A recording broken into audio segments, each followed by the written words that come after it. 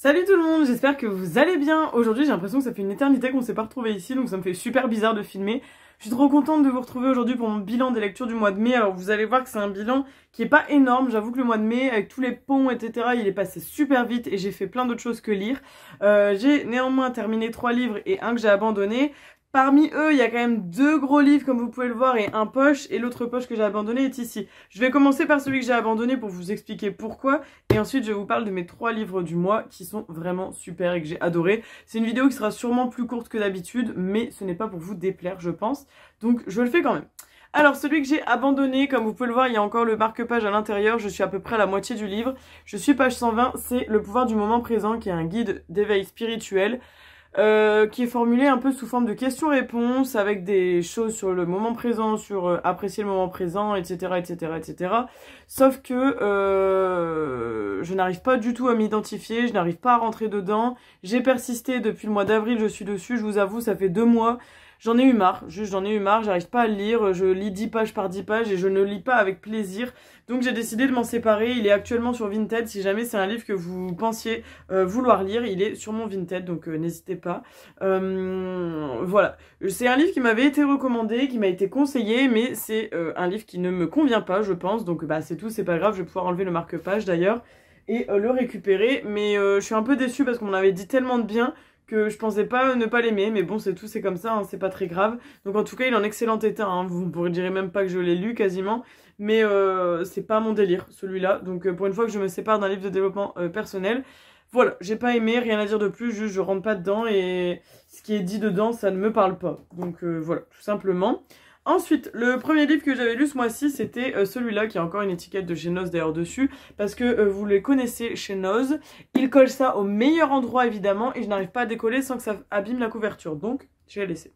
Alors ça s'appelle Tout ce qui nous répare de Laurie Nelson Spillman. Alors c'est une autrice que je vois beaucoup, et que j'avais jamais lu de livre d'ailleurs, donc ça j'étais tombée dessus chez Noz, et je m'étais dit pourquoi pas. Et en fait, on va suivre l'histoire de Erika qui a une vie assez sympa et elle a 2 filles. Donc on a Annie et Kristen et en fait, l'une des 2 va décéder lors d'un accident de train et les 2, la sœur et la mère vont se déchirer complètement, elles vont complètement s'éloigner et on va suivre du coup la mise en place du deuil chez les 2, que ce soit chez Kristen ou chez Annie, ouais c'est ça, c'est Annie, parce qu'elles sont emprisonnées dans leur chagrin et on va suivre un peu leur évolution tout en sachant qu'elles sont elles se persuadent que Kristen n'était pas dans ce train et donc on va suivre tout ça et elles vont même penser que Kristen est toujours en vie et enquêter sur ça. Donc je ne vous en dis pas plus parce que sinon je vais vous spoiler la fin. C'était une super belle histoire, je l'ai vraiment beaucoup aimé. C'était quand même un gros livre, je pense que vous pouvez le voir, j'ai mis quand même pas mal de temps à le lire et je voulais le lire sereinement et voilà, calmement, je voulais pas le lire à fond de balle. Il y a des livres que je lis d'une traite qui se lisent tout seul, mais celui-là je trouve qu'il traitait quand même d'un sujet assez sérieux avec la mise en place du deuil, etc., etc. Mais ouais, franchement j'ai bien aimé ce livre, je vous le conseille. Je pense que je regarderai les autres livres de Laurie Nelson Spillman parce que c'est pas la première fois que je vois son nom hein, sur les livres, mais celui-là m'a bien parlé, donc je pourrais vraiment vous le conseiller parce que c'était une très belle histoire et on ne parle pas trop de la mort, etc. hein, ne vous en faites pas sur ce point-là, mais la relation entre la mère et la fille est vraiment très jolie, donc vous verrez un peu comment ça se construit et comment ça évolue, mais franchement c'était une très belle histoire. Suite à ça, comme j'avais lu un gros livre, j'ai dit vas-y on change, on prend un petit livre de poche et on va repartir chez Julien Sandrel, que vous savez que j'aime énormément. J'ai d'ailleurs, il me manquait que celui-là et celui de l'année dernière qui était Les Extraordinaires, qui est dans ma pile à lire, mais il en a sorti un là il y a pas longtemps. C'est beaucoup d'amour et de cendres je crois, ou quelques cendres et de l'amour, enfin je sais pas, une histoire de cendres et d'amour. Donc voilà, il me manquera plus que le dernier à acheter. Donc j'ai lu celui-ci qui est Merci, Grazie, Thank You. Et on va suivre l'histoire de Gina qui est une vieille dame avec des origines italiennes qui vit de manière modeste sur Paris. Et en fait elle va gagner au casino je crois, ou c'est au loto, je sais plus. Elle gagne une somme astronomique et elle décide de remercier toutes les personnes qui ont joué un rôle important dans sa vie en partageant son gain avec eux. Et franchement c'est une super belle histoire parce que On va retrouver aussi sa petite fille qui se demande où est passée sa grand-mère, etc. Et donc elle va enquêter, elle va partir à la recherche de sa grand-mère et tout. Donc on a les deux points de vue, c'est une super belle histoire. Je m'attendais pas du tout à ce type d'histoire, j'avoue que je ne savais pas trop à quoi m'attendre avec ce genre de titre, parce que ça peut être tout et n'importe quoi. Et bah finalement on comprend le merci, grazie et thank you, parce qu'elle va remercier pas mal de gens qui sont autour du monde, plus ou moins. Donc voilà, c'est une très belle histoire, une belle leçon de vie, et Gina est un personnage très attachant, et on n'a pas trop envie de la quitter, je vous avoue, et pour un poche, c'était quand même un poche assez gros, parce qu'il y avait 350 pages, donc c'est pas un poche de 200 pages, donc c'était quand même assez long à lire, il était très beau aussi, beaucoup aimé, vous remarquerez que ce mois-ci, c'était vraiment des histoires un peu affectives, etc. et tout, donc... je vous le conseille, en général, les livres de Julien Sandrel, je vous dis qu'ils sont top. Alors celui-là, c'est pas mon préféré, je vous le dis clairement, et voilà, c'est pas grave en soi, parce qu'il y en a d'autres que j'ai beaucoup plus aimé que ceux-là, mais il est à lire quand même, et il est super. Franchement, Julien Sandrel, j'adore ses livres, je ne peux que vous les recommander. Celui-là, il est assez léger, mine de rien, donc si vous avez envie d'une lecture assez simple et sans prise de tête, je vous le conseille. Et le dernier livre que j'ai fini il y a quelques jours, c'est un livre de Guillaume Musso, qui est La fille de papier, voilà. Et je l'avais acheté sur Vinted à la modique somme de 1 €. Et 1 € je crois, ou 2, je sais plus. Parce que je l'avais acheté en lot avec un autre livre un peu plus cher. Et il est en super bêta parce qu'il y avait même encore l'étiquette à l'arrière. Et on va suivre l'histoire de Tom Boyd, qui est un écrivain assez connu dans le monde, qui écrit une trilogie qui s'appelle un truc des anges. La trilogie des anges, je crois. Un truc comme ça. Et en fait, suite à une rupture amoureuse, il va complètement dérailler, sombrer dans la dépression, les médicaments, etc., etc.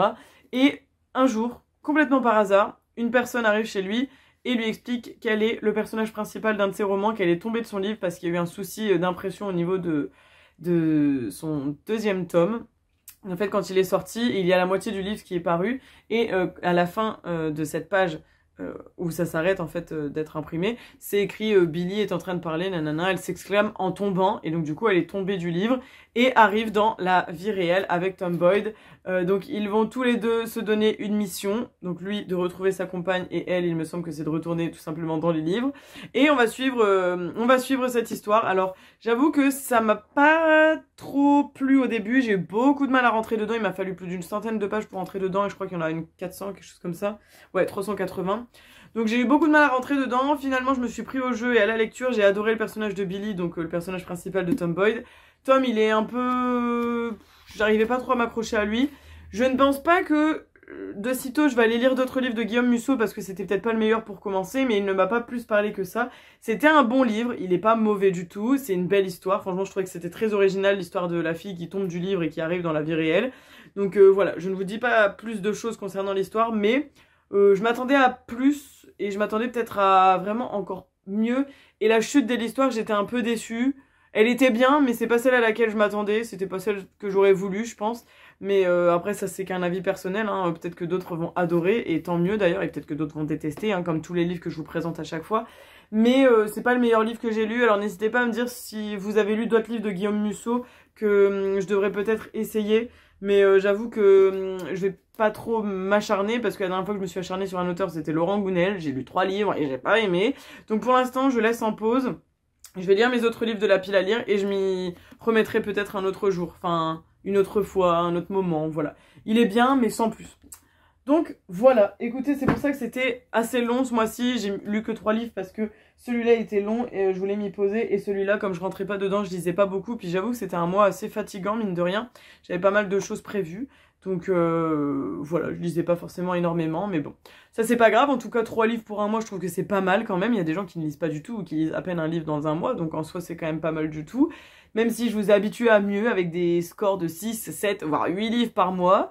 Mais bon, voilà, je ne sais pas si au mois de juin je ferai mieux, parce que c'est la fin de l'année scolaire, il y a plein de choses à gérer, donc je suis épuisée. Mais bon, c'est pas grave. En tout cas, merci à celles et ceux qui continuent de regarder mes bilans lecture, ça fait toujours hyper plaisir. Et puis sur ce, ben écoutez, je vous fais plein de gros bisous, et on se retrouve samedi prochain dans une nouvelle vidéo. Ciao, prenez soin de vous. Et n'oubliez pas de me dire en commentaire ce que vous êtes en train de lire en ce moment. Bisous!